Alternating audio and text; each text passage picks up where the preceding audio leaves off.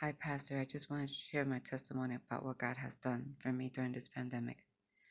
On March 14th, I became homeless. March 15th was the last service at HOM. March 16th, I moved into a women's shelter in Patterson.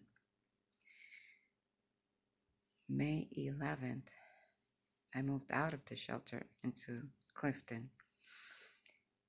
May 12th, I filled out the application for the stimulus check.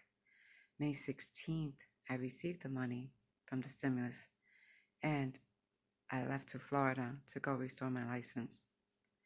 On May 26th, I was on a bus heading to Arizona, Tucson, Arizona. And Pastor, I just want to tell you that God is so good. He showed me that after 30 years of being in the desert, He has brought me to my promised land, Pastor. The Lord has shown me that Arizona is my promised land. And I'm so grateful because I've been through so many things all this time, but I never gave up hope. I never gave up. I kept persevering, and I kept getting up. Every time I fell, I kept getting up. And here I am in Tucson, Arizona. I've been here for a week already. And just the first weekend, God began to open many doors for me. I'm going to be moving into my own apartment next week. I haven't had an apartment for 5 years since my domestic violence because I had an eviction on my credit and no one would rent to me.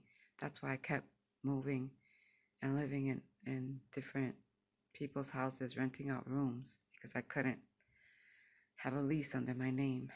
Well, the Lord has opened doors in Arizona, and the apartment, Pastor, is a 1-bedroom apartment. Everything's included, light, cable. You can imagine everything included. It even has a fireplace and a washer and dryer, all for $950 a month. With everything included, I do not have to pay any separate utilities. And the place is called Bear Canyon Apartments. And I laughed and I said, Lord, you're funny because I love bears. And I'm going to live in an apartment complex that's named after bears. But the church, I prayed while I was in the shelter. And I asked the Lord to please open up the churches so I can attend for Pentecost Sunday because I really needed to. I wanted to cry at the altar. And Pastor, I did go to church on Pentecost Sunday. I wasn't in New Jersey because the churches are not open. But in Arizona, they're in phase 1. Now they're in phase 2. But when I came, they were phase 1. And I got to go to church, Pastor. And when I ran up to that altar and I fell on my face before God, before the service started, I began weeping and thanking God for everything that He's done and for bringing me to church on Pentecost Sunday. And I felt the power of God all over me during the whole service. I met the pastor, and the pastor is amazing. He's an anointed man of God. I can't wait for you guys to meet someday. And he was excited because he had heard about me because I'm living with my sister in Christ. Her father was my first pastor when I became a Christian, and he passed away 6 years ago. And she was praying for a whole year for God to send her a caregiver because she knew she wasn't going to be able to work anymore. She just stopped working a month ago, and the Lord sent me here to be her caregiver, to take care of her. And all the doors have been open for me, Pastor.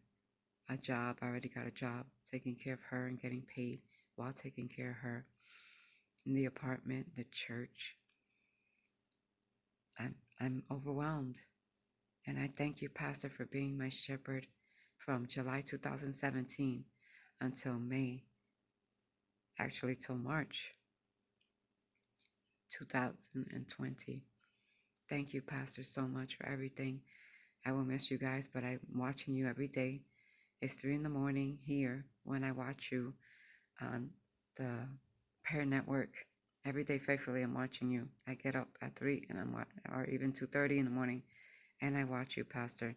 I'm watching you live stream Sundays and Fridays. And I'm going to miss you guys, but I promise you that I'm going to keep visiting. I will be heading to Jersey June 23rd, because I'm going to be taking my state exam for my medical assistant on June 30th, but I'm going to be getting there the 23rd to celebrate my sister in Christ's 50th birthday in New Jersey. I'm taking her with me, and we'll be there for like 2 weeks. And I'm hoping and praying that the churches are open by that time so I could come and give you and my HON family a big hug. Again, Pastor, thank you for everything that you've done, for praying for me, for lifting me up, for training me up and sending me out. I love you. God bless you.